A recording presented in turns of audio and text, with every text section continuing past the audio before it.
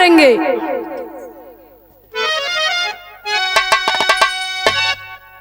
चंचला चीत चितवन चकोरी चकित चहचहाती चमन चंद्रिका चांद चाहत चमाचम चमकती चमेली चतुर चपला चली चारु चिंगारी चापत चिहुकी चरण चोंच चीखुर चहेती अरे चिलमन चरित्रवान चीरत चिरैया चरचरात चातक चित्र विचित्र चीर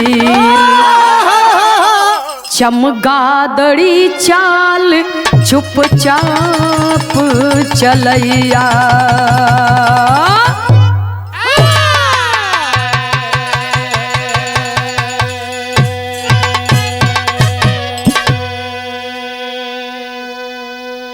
भैया हो कवि जी अध्यात्म भाव से ये भूमिका लिखी। चंचला चित चितवन चकोरी चकित चहचहाती चमन चंद्रिका चांद चाहत। ये सुनने की बात नहीं है, ये मनन करने की बात है। जो हमारे साधक बंधु हैं, जो सत्य को समझते हैं, जो ब्रह्म को समझते हैं, वो ये समझ सकते हैं। चंचला चित चितवन चकोरी चकित चहचहाती चमन चंद्रिका चांद चाहत चमाचम चमकती चमेली चतुर चपला चली चारु चिंगारी चापत चिहुकी चरण चोच चीखुर चहेती चिलमन चरित्रवान चीरत चिरैया चरचरात चातक चित्र विचित्र चीर चमकादड़ी चाल चुपचाप चलैया। भैया हो जो विद्वान व्यक्ति है वो किसी भी बात को लेकर के उतावला नहीं होता है। वो चुपचाप बाबूजी अपनी मंजिल को देखता है और उसका परमात्मा उसे कैसे मिलेगा, वो इस भाव से अपनी चाल को चलता है। बिरहा में एक लाइन गजल का भाव है, किसी ने गाया था कि क्या रहेगा पास तेरे नथनी उतर जाने के बाद, आएंगे साजन मेरे सावन गुजर जाने के बाद। लेकिन बाबू राम कैलाश यादव जी अंतर्राष्ट्रीय कलाकार यही भाव में कैसे गावे बाबू जी।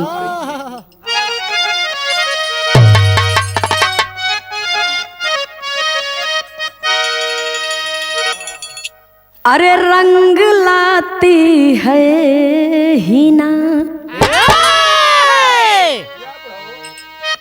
रंग लाती है ये मेहंदी पत्थर पे घिस जाने के बाद।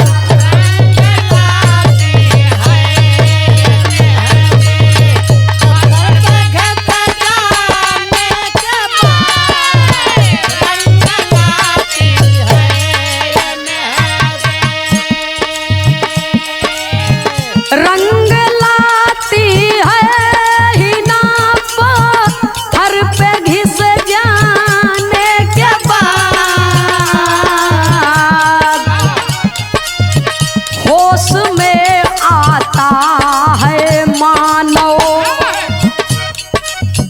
होश में आता है मानव ठोकरे खाने के बाद।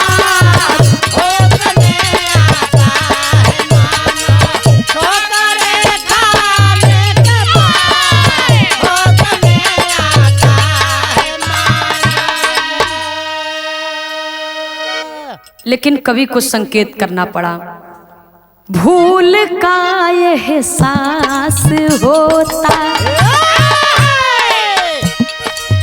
भूल का एहसास होता, वक्त चल जा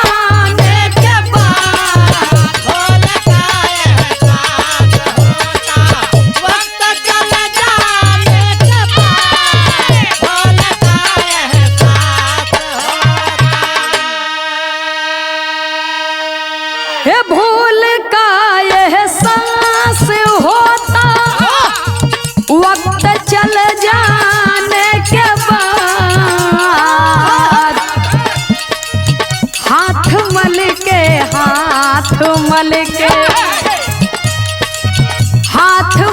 के क्या मिलेगा, तीर छूट जाने के बाद, हाथ मल के क्या मिलेगा, तीर छूट जाने के बाद, हाथ मल कर क्या मिलेगा।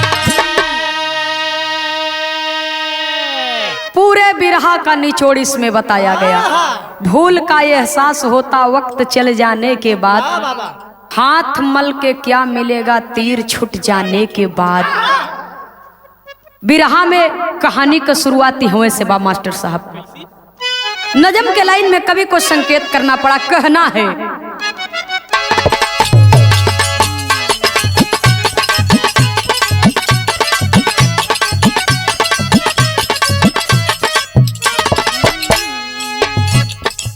संत रविदास, संत रविदास भक्ति भावना में प्रवीण रहे, संत रविदास भक्ति भावना में प्रवीण रहे, सदा जितेंद्रिय होकर कर्म में वो लीन रहे।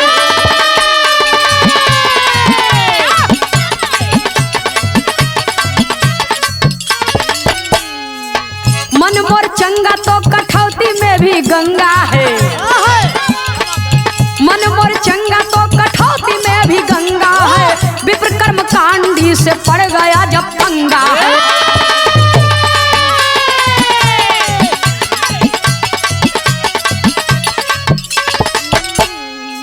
नीच है जाति तेरी, नीचता का कर्म तेरा,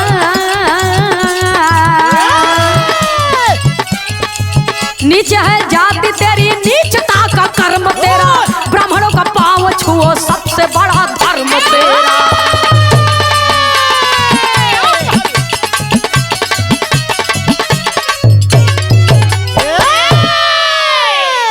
भैया हो, हिंदुस्तान संतों महात्माओं की धरती है, विद्वानों की धरती है, धीर वीर पुरुषों की धरती है, वीरांगनाओं की धरती है, सतियों की धरती है। हिंदुस्तान की धरती पर एक संत पैदा हुए, संत तो बहुत पैदा हुए, लेकिन एक ऐसे संत का जन्म हुआ जिनकी वाणी थी मन मोर चंगा तक कठौती में गंगा है। भैया हो, संत रविदास जी, संत शिरोमणि जिसे कहा गया, संत शिरोमणि संत रविदास जी कठौती में चमड़ा भिगोए हैं, वही के जूता सियत हैं बाबूजी, वो अपने कर्म में लीन है। इसीलिए पहली लाइन लिखा गया कि संत रविदास भक्ति भावना में प्रवीण रहे, सदा जितेंद्रिय होकर कर्म में वो लीन रहे। भक्ति मन से करते थे, लेकिन तन से अपन रोजी रोजगार का जौन कर्म बा उसे किया करते थे। भैया हो, तो देखा तन कोई का सफा नहीं बा, तन से अगर देखबा तो हर जगह से इंसान के शरीर से बाबूजी गंदगी निकलती है, लेकिन अगर भगवान का भक्ति करे के बाद तब मन के सफा रखे के ये बात संत रविदास जी समझ गए। सुने वाले बाबूजी, माघ मेला में कुंभ का नहावन लगा प्रयागराज में बाबूजी कुंभ का नहावन लगा, और लोग नहाए बदे जात हुन, दर्शन करे बदे जात हैं। और कुछ ब्राह्मणन के टोली जब पहुंची तो कहा एकर चमार सारे के देख, न नहाए न धोए, महीना भर ऐसे ही परा रह थी, और जीते गंधा था लियाए चलते हैं गंगा नहवाए देते। जब इतना बतिया बाबूजी सुनत हन संत रविदास जी कहत कहा बिरहा में एक लाइन तर्ज लगी मास्टर साहब,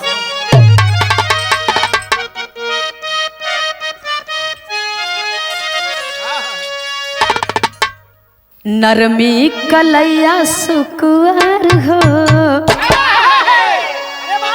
ये हमरे हिंदुस्तान के सौधी मिट्टी के पारंपरिक गीत बा। लोग कहती नौकी 9 दिन के पुरनकी 100 दिन के। नरमी कलैया सुकुआर हो चुभी जाला कंगनावा।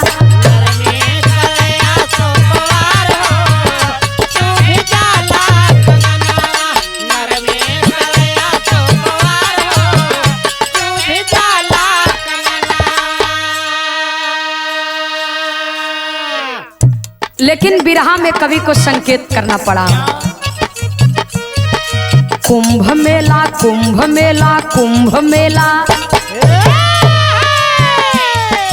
कुंभ मेला लागल बेसुमार हो। कुंभ मेला लागल बेसुमार हो करबै आसनवा।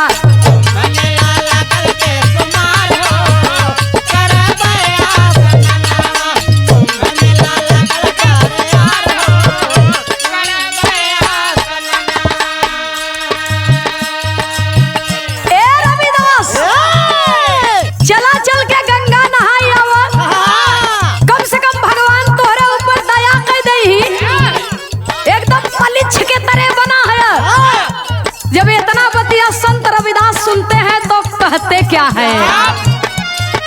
बोले हैं संत सुनिला हमरो या रजिया।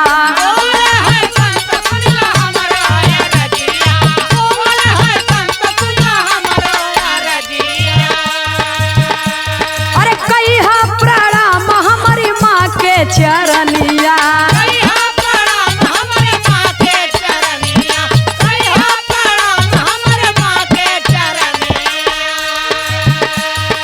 निर्मल है मेरा उद्गार हो। निर्मल है मोरा उद्गार हो करबै आसनवा। निर्मल है मेरा उद्गार हो। ब्राह्मण देवता लोग कहते हैं कि चला गंगा स्नान कर आई।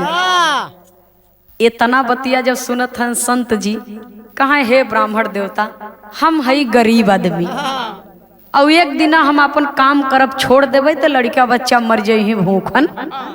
जो 4 पैसा मिलत बा उहो न मिले। एक काम कर आप लोग चला जाए स्नान कर दिए। अगर आप लोग के अंदर हमरे हृदय में हमरे लिए दया बा तो माई गंगा से कह दिया कि रविदास के प्रणाम स्वीकार कर। जब ये इतना बतिया बाबूजी सुने ब्राह्मण देवता लोग कहे पूर के पूर नीचे ही है तुहार नीच जाति बा नीचता तुहार न छूटे। सुने वाले बाबूजी इतना बात कह करके चल दिए। और जब चल दिए तो वहां जब संगम में पहुंचन स्नान करे बदे तो बिरहा में एक लाइन तर्ज है मास्टर साहब कहना है।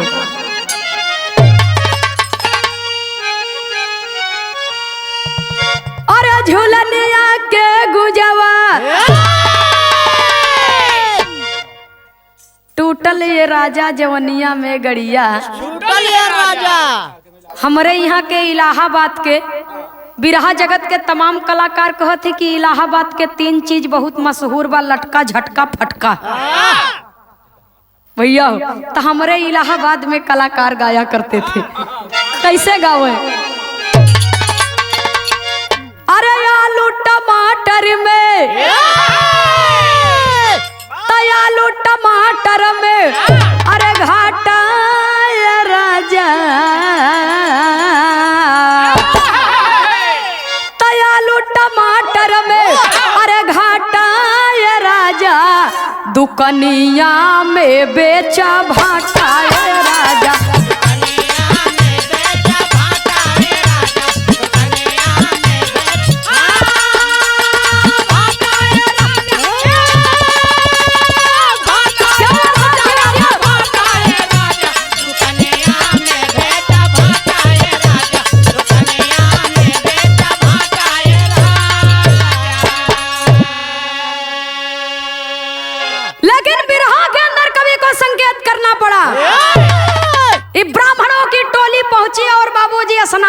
हुई है गंगा के निर्मल जल से।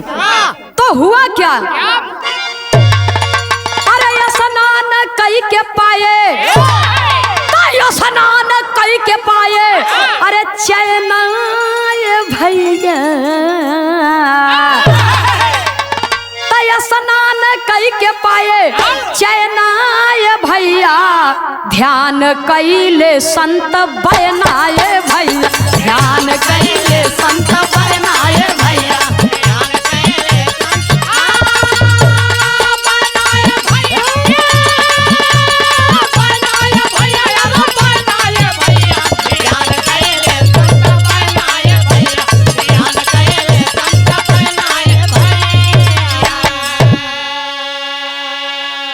संत के बचनिया के कैले बयान हो, अब प्रगति है गंगा दिहली एक समान हो।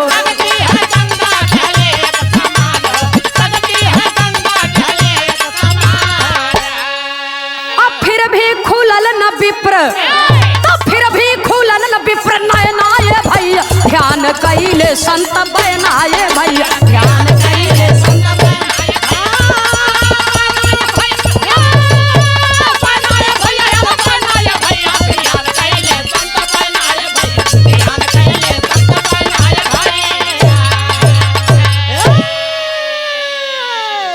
सुनने वाले बाबूजी, ऐसा नहीं है कि मैं ब्राह्मण जाति का अपमान इस बिरहा के माध्यम से कर रही हूँ।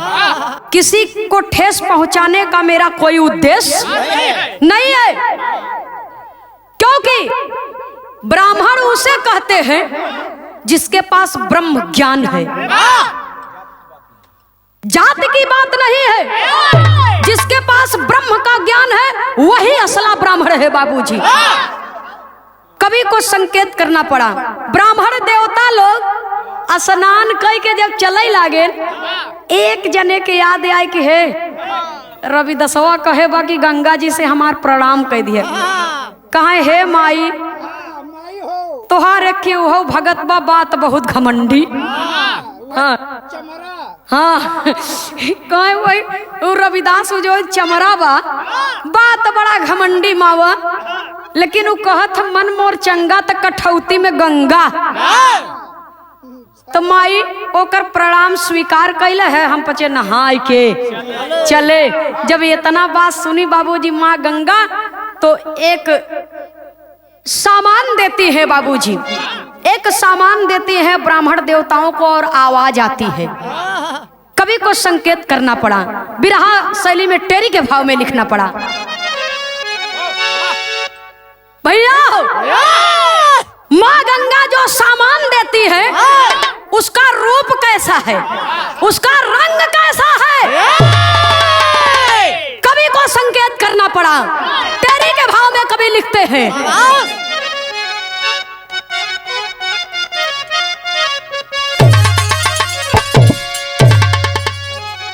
अरे राम कंगनवा जीव के काल हो गईल,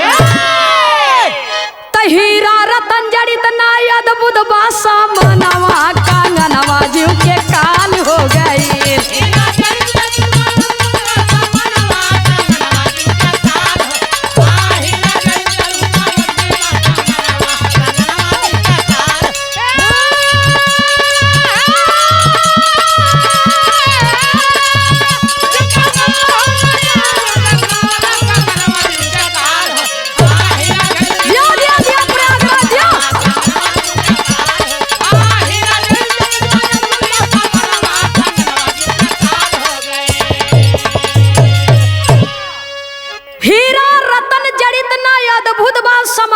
कंगनवा जीव के काल हो गई। माई गंगा एक ठे कंगन दई के, उन हीरा का बा न जवाहरात का बा, न सोना का बा, न चांदी के बा, न मोती के बा। वो अद्भुत है, धरती पर उसका कोई जोड़ ही नहीं है। कहाँ है ले जा रविदास के, फिर भी खुलल न विप्र नयना ये भैया, ध्यान कैले संत। सुनई वाले बाबूजी, कंगन मिले के बावजूद उनकर सबके आत्मज्ञान का ताला खुला नहीं कि हम सभे स्नान करत हई कुछ न पावा एक ही ककरौ न पावा। एक मुट्ठी बालू न दीहिन गंगा जी और हुआ बैठे बैठे प्रणाम कर दिए तो के कंगन दे दीहिन। इनकर लोग के तब नजर खुलत नहीं बा। भैया हो कंगन लेकर के अपने हाथ में पंडित जी देख रहे हैं, सोच रहे हैं कि जूता उता सियई वाला एकर कीमत का जाने। ई हम चलते अपने पंडिताइन के दई दे। हमार पंडिताइन कहीं जियो राजा। अब जब पहिर ही तो हमारे ऊपर खुशी हो जाएगी। भैया विराह में एक लाइन तर्ज है मास्टर साहब।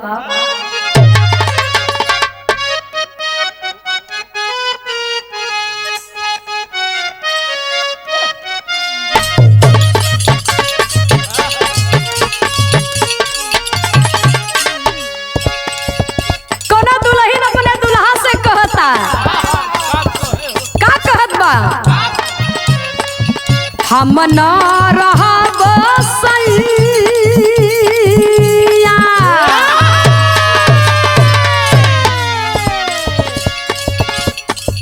हम न रहब सैया माटी के घर में पक्का पिटवाई द बलम जी, हे पक्का पिटवाई द बलम जी। दिल्ली शहर में पक्का पिटवाई द बलम जी, दिल्ली शहर में पक्का पिटवाई द बलम जी, दिल्ली शहर में पक्का पिटवाई द बलम जी। लेकिन विरहा के अंदर कवि को संकेत करना पड़ा। पंडित जी खुश हैं, गज भर को उनकर करेजा भगा। पंडिताइन के लगे पहुंचत हैं तो कहत का है, पंडित पंडिताइन सोचाय,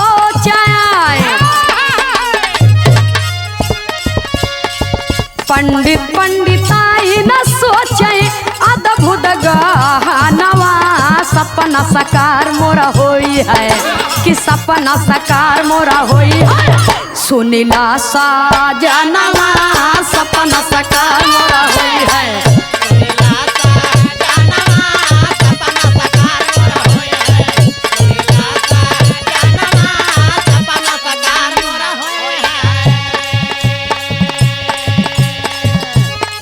भैया हो पंडिताइन कंगन देखते ही मान खुश हो गई तो अपने पंडित से कहत का है, नारी बोले फूसुर फूसुर, नारी बोले फूसुर फूसुर, नारी बोले फूसुर फूसुर, पंडित सुन गुटुर गुटुर, पंडित सुन गुटुर गुटुर, पंडित सुन गुटुर गुटुर, चहुदिस ताक टुकुर टुकुर,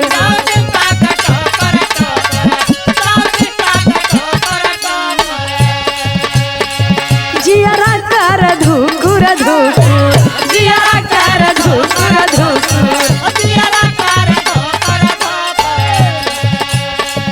चल के देव राजा जी के, चल के देव राजा जी के मिली है खजानवा सपना साकार मोरा होई है। सुनीला साजनवा सपना साकार मोरा होई है, सुनीला साजनवा सपना साकार मोरा होई है, सुनीला साजनवा सपना साकार मोरा होई है, सुनीला साजनवा सपना साकार मोरा होई है। पंडिताइन जब ओके पहिरे लागिन कहे कहो महाराज गहना तो बहुत सुंदर बा लेकिन एकवा हाथे के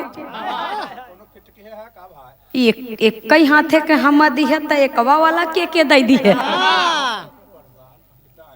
पंडिताइन कहीं बतावा तू कतो गड़बड़ तो नहीं करे है कि दुई मेहरारू हो एक ही हम दे दी है एक ही ओके दे के आए। पंडित जी कहे राम हो राम, हमार धर्म जी नष्ट करे। तू हमारे एक लौती पत्नी हो एक कैठी हम पौभई भैत का करी। पंडिताइन कहे सुने जिए पंडिताइन बारे पंडिताइन कहीं हम न पहिरब चश्मा उतार के धई दी कहीं हम न पहिरब कहीं तब कहीं चलता राजा खिया एके दाई के एकरे बदले मजे के सामान उमान ले ले दूठी सोने के गढ़ाई ले वही हम न पहिरब। तो कभी को बिरहा शैली में बिरहा के अंदर खाटी इलाहाबाद प्रयागराज के धुन में संकेत करना पड़ा। देखा भैया स्वर्गीय दादा राम आधार यादव झूसी नरेश गाया करते थे और जब गावे तो एक एक हाथे के फार बजावे एक एक हाथे के फार बजावे बाबूजी तो बड़े को उनकर खोपड़ा रहा मजे के उनका खोपड़ो बड़वार रहा, उनका फारो बड़वार रहा। स्वर्गीय बाबा राम आधार यादव जी स्वर्गीय जनाब हैदर अली जुगनू जी के गुरु थे। तो देखा दादा के तरह तो हमसे ना ही बनी, लेकिन फिर भी प्रयास है, हम वही सीखत है। तो ई समझ ल कि दादा के फार के बच्चा हवे, हम दादा के बच्चा है। तो बच्चा बच्चा ही रहे, दादा दादा ही रहे।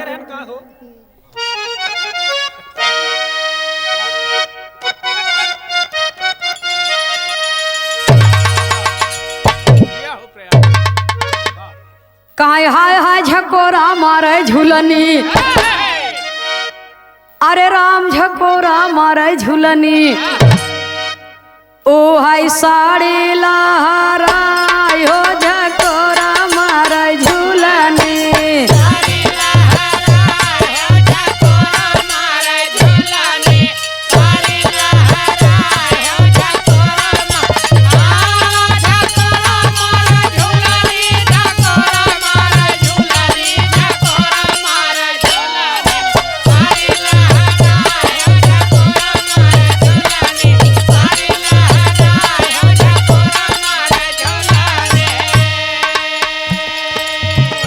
कहाँ हाय रे बेदर्दी कऊ मानई न कहनवा, औ चढ़ली उमरिया न कैलैया ये गवनवा।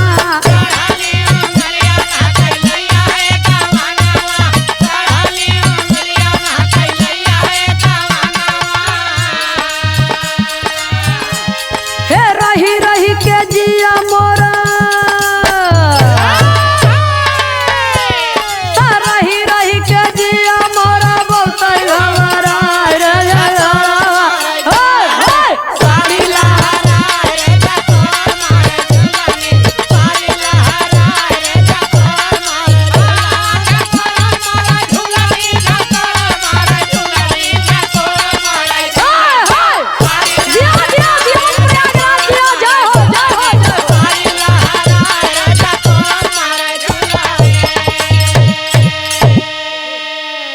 पंडित पंडिताइन लई गए कंगन राजा साहब के दई के ओकरे बदले में धन लई के चला आए।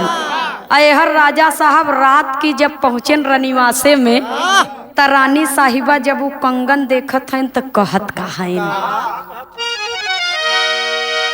अरे राम कहेली रानी राजा से, ए भैया कहेली रानी राजा से, सोना महाराज हो कहेली रानी राजा से।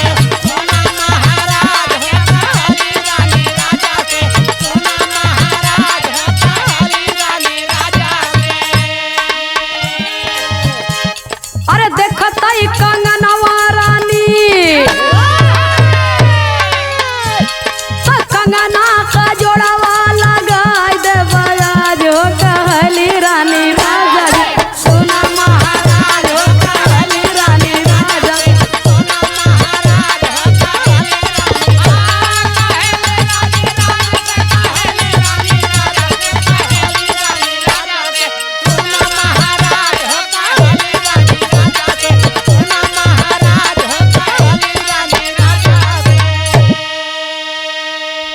सोने के बचन निरप बोले मुस्काई,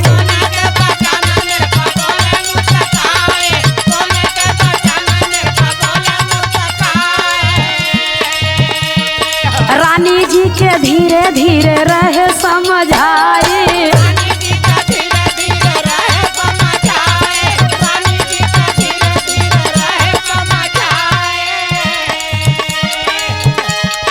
सुन के बचनिया रानी साहिबा कहत है एकर जोड़ा लगाई दे। एक कई कंगन कैसे पहिरी। राजा साहब जब इतना बतिया सुने तब पंडित जी के बुलवावत हैं तब पंडित जी कहत का है हे सुनते बचन पंडित सुखल जाता आज हो कहेली रानी राजा से सुना महाराज हो कहेली रानी राजा से सुना महाराज हो कहेली रानी सुना महाराज सुना महाराज हो कहेली रानी राजा से सुना महाराज हो कहेली रानी राजा से सुना महाराज हो कहेली रानी राजा से। सुनै वाले बाबूजी रात भर रानी साहिबा राजा के सोवई नहीं दीन। कंगन के जोड़ा लगावा महाराज एक कैठी न पहिरब। महाराज कहाँ से लगाओ एक कैठी तो पाए है नो कहाँ अच्छा चिंता जिन कर। सवेरे हम पंडित जी को बुलाओ अब बुलाए के उनसे कहब कि एक हाथे के लिए आई के दे दे। सवेरे पंडित जी के बुलायन बाबूजी और कंगन के जोड़ा मांगे लगे तो पंडित जी के मनवा सुखाई लगा। सोचने लगे कि अगर सही बताऊ तो हमें सजा मिले और सही न बताई तो एक जोड़ा कहाँ से ले आई। जब इतना बात सुने बाबूजी पंडित जी तो कहा सुन ई कंगन का जोड़ा हमरे पल्ले नहीं बा। राजा साहब जब इतना बात सुने आपके पास नहीं है कहा नहीं। रानी साहिबा ओहर कोहाई के बैठी हैं कि काहे एक कैठी लई आए। अब दुइनौ जब से न लइए न हम खाब न हम पानी पियब और नहीं सुतब हम। जब इतना बतिया बाबूजी सुनत हैं राजा साहब तो पंडित जी कहे जे नगरी के विद्वान होए वो नहीं के बुलाई लो वो नहीं एक कंगन के जोड़ा लगाई दे वो हमार रविदास का नाम पंडित जी नहीं लेन। तो राजा साहब एक काम कर दिए। कौन सा काम कर दिए। बिरहा में पपट के भाव में कवि को संकेत करना पड़ा।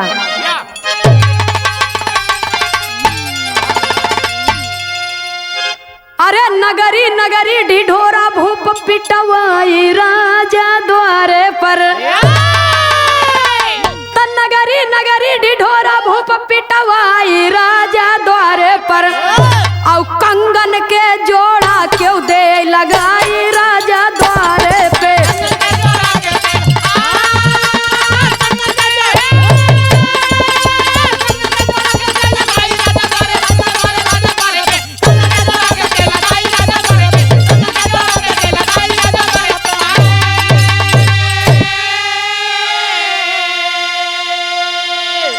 राजपाट आधा दई देबई हर्षित मन फरमाए हो।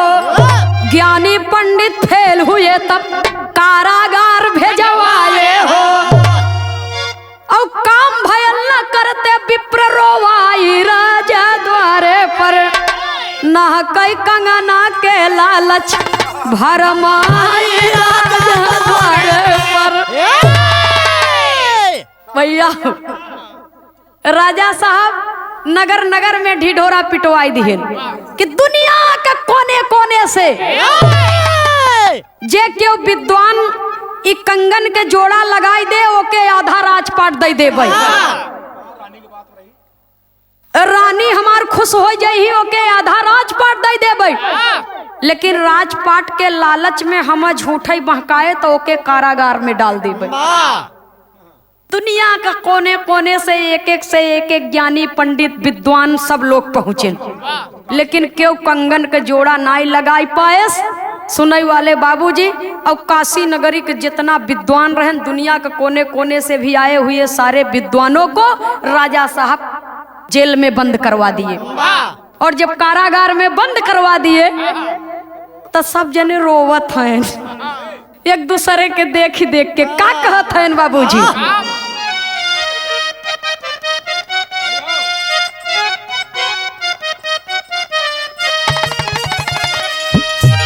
झंखै विप्र रोवै सोचै जेल के भीतरिया ये भैया।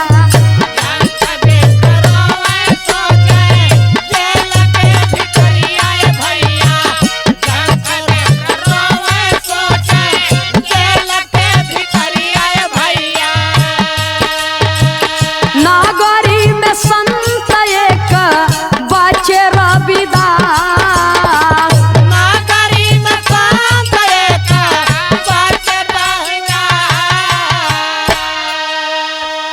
मान मोर चंगा तक ठौती में गंगा हमरे।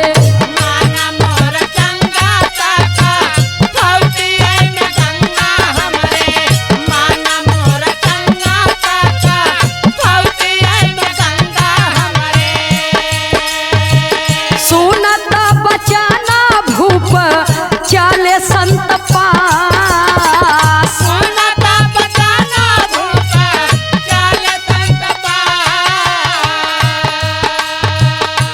जितना विद्वान लोग रहन सब रोवत हैं भैया हो। जेल में रोवत हैं, क्यों के छोट छोट लड़का हैं, क्यों के पूरा परिवार बा, क्यों के मेहरारू घरे बिलखता। इन्हें सबके आजीवन कारावास हो गया बा।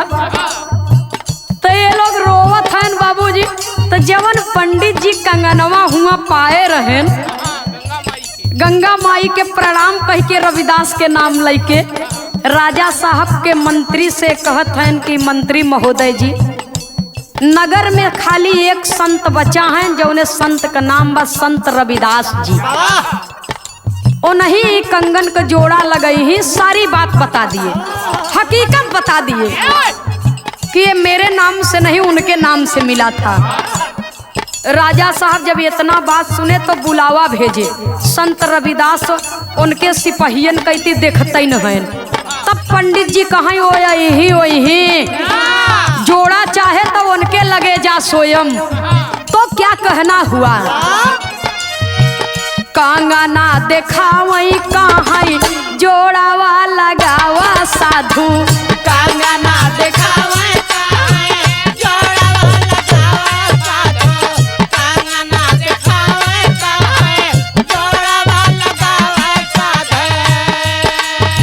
सबके जीवनिया पर तो हई के आस। सबके जीवनिया के तो हई के आस। भीतर कठौतिया में रखल बा कंगनवा ये राजा।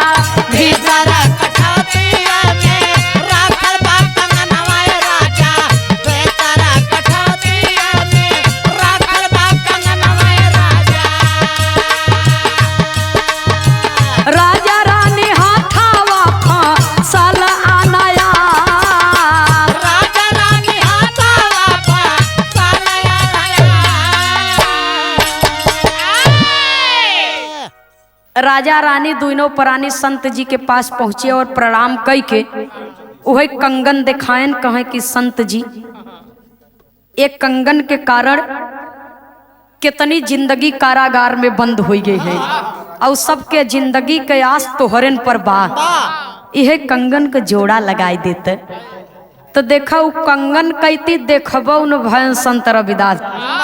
कहाँ वही हमारे मड़हिया में चला जाते, कठौती में गंगा जल बा, वही में चमड़ा उमड़ा हम भेई थे। और एक खे नहीं जितना चाहे ले ले जाय के।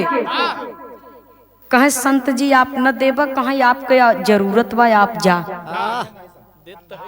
भैया हो राजा साहब सोचत है ने के देखता न है ने कि कैसे बाऊ अपने काम में लपटियान है। भैया वो अपने काम में लपटियान है कि हमारे रोजी रोटी से बढ़ के कौनो चीज हमारे लिए संसार में नहीं बा। वो ते अपने कर्म में लीन है। तो कहीं इतना समय के गंवावे जाए, आपके आवश्यकता बा आप वही कठौती में से लई ले और आपसे न अकेले हो तो रानी साहिबा के लिए आए जा ए लई ले ही उही में से देख के जौने साइज के एक हाथ एक कंगन बा हाँ लगा ले हैं जोड़ा। आ जब लाई के गयन बाबूजी रानी साहिबा के लिए आई के तो रानी साहिबा कहाँ निकार तो रानी साहिबा जब इतना बात कहते तो राजा साहब के मन में थोड़ा घृणा भाई चमड़ा भेवा बा बदबू करता। रानी का था निकारा जल्दी से। रानी साहिबा कहे कठौती में हाथ डाला और कंगन के जोड़ा निकाला बाहर और ये बदबू से हमें बर्दाश्त नहीं होता तो घृणा तो पहले ही आई गई मन में। और जब घृणा पहले ही आ गई बाबूजी तो आत्मा या वो आत्मा का मेल एक होते तो आत्मा के घृणा वो भक्त के आत्मा तक पहुंची बाबूजी। संत रविदास जी के पास संत रविदास सोच रहे ओ कंगन का जोड़ा भी चाहे मन भी नहीं सफावा इसको बदबू कर रहा है भैया हो। वह राजा साहब कठौती में हाथ डालें उनकर हाथवा फंस गए हाथ फंस गया नहीं करता ही ना हाथ तो रानी साहिबा से कहा तनी मदद कर तू तो रानी साहिबा जब मदद करत हन बाबूजी तब उन्हों का हाथ फंस गए और जब उन्हों का हाथ फंस गए तब तू ना जाने चिल्लात हन वही मड़ही के भीतर से संत जी के आवाज देते हन कैसे मास्टर साहब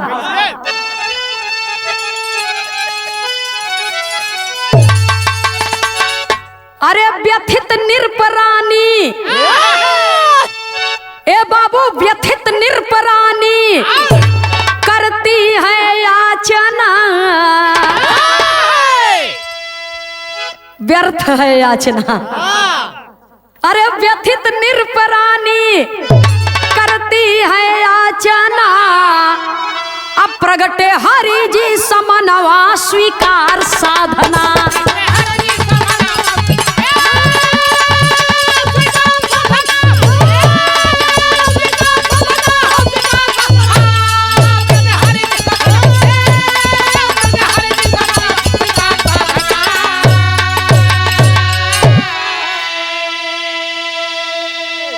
सुन के आवाज संत जी आए करते हैं परिणाम हो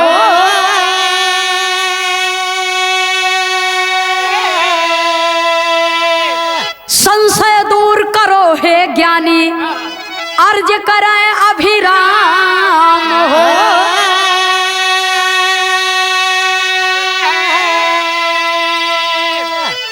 संत दया से पूर्ण भैली ए बाबू मन की कामना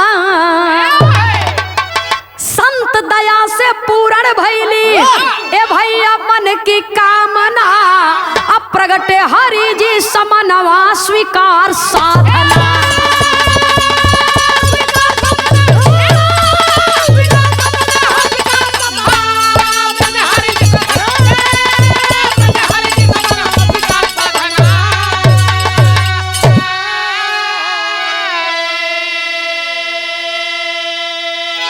व्यथित निरपरानी करती हैं याचना प्रकटे हरि जी समनवा स्वीकार साधना।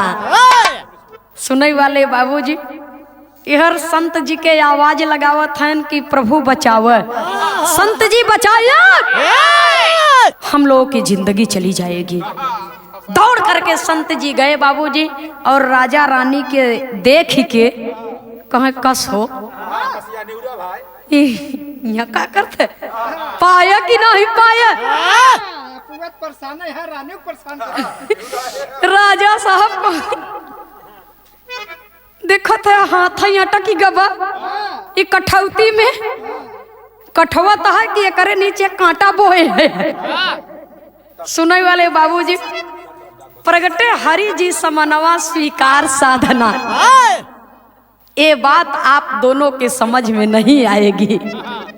वही संत जी भगवान के चरणों में ध्यान लगाए और श्री हरि माता लक्ष्मी प्रकट हुई और माँ गंगा भी प्रकट हुई बाबूजी और संत जी की विनती पर राजा और रानी की जिंदगी बची। उनका हाथ कठवत से बाहर आया और साथ में कंगन का जोड़ा भी लग गया और जब कंगन का जोड़ा लग गया बाबूजी तो संत जी को चरणों में दोनों प्राणी दंडवत प्रणाम किए, आधा राजपाट देवे के डुग्गी पिटवाए रहे। संत जी मैं अपनी आधी राजपाट आपको दे रहा हूँ। जब इतना बतिया सुने संत शिरोमणि श्री रविदास जी तो कहते हैं कि महाराज मुझे आपका राजपाट नहीं चाहिए, मुझे परमात्मा ने जो दिया है मैं उसमें खुश हूँ। आपका राजपाट मुझे नहीं चाहिए तो आपको क्या चाहिए? इसके बदले में जो कुछ भी आप मांगना चाहते हैं मांग लीजिए। अगर आप कुछ देना ही चाहते हैं तो जितने निर्दोष लोग आपके कैद खाने में बंद हैं उनको छोड़ दीजिए। उनके बाल बच्चा, उनका परिवार उनकी राह देख रहा है, सबको माफ कर दीजिए।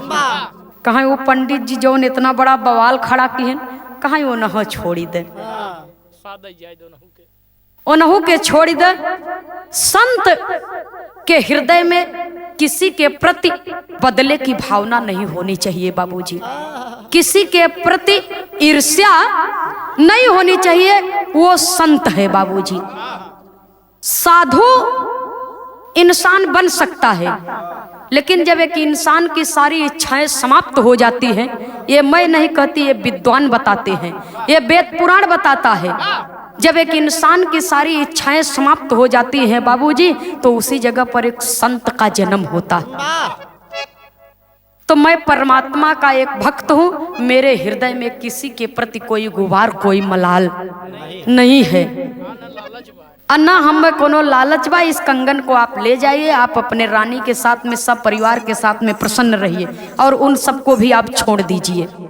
तब राजा साहब और रानी साहिबा संत की बात पर गौर किए और कहते हैं कि वास्तविकता में आपने कहा कि मन मोर चंगा तक कठौती में, और हकीकत में आज भी यही है बाबूजी। मन चंगा है तो कठौत में भी गंगा है। अब मन नहीं चंगा बा तो गंगा में स्नान कर खूब, हाँ मली मली खूब तन धोव, लेकिन कोनो फायदा नहीं बा भैया हो। तो मन के जब तक न धोई लेब, मन न रंगाए रंगाए जोगी कपड़ा, तो मन के जब साफ रखब तो स्वयं परमात्मा के दीदार होए बाबूजी। कभी को संकेत करना पड़ा। इंसान को भगवान बनना आसान है, लेकिन खुद इंसान को इंसान बनना आसान नहीं है। आखिरी और अंतिम प्रमाण में कवि को संकेत करना पड़ा।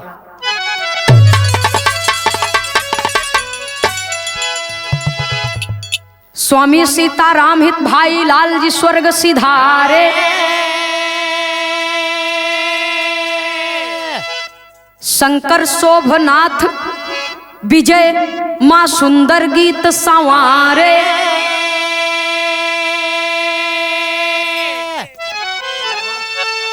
अरे राम कंगनवा जीव के काल हो गई,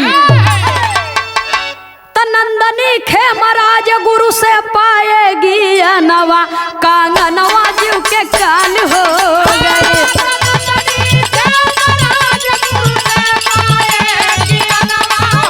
लगी रहा, लगी रहा।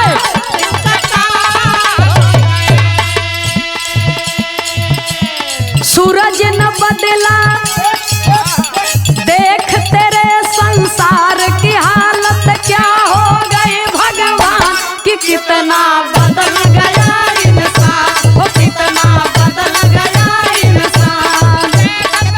संसार की हालत क्या हो गई भगवान, कितना बदल गया इंसान, कितना बदल गया इंसान। सूरज न बदला, चांद न बदला, ना बदला रे आसमान, कि कितना बदल गया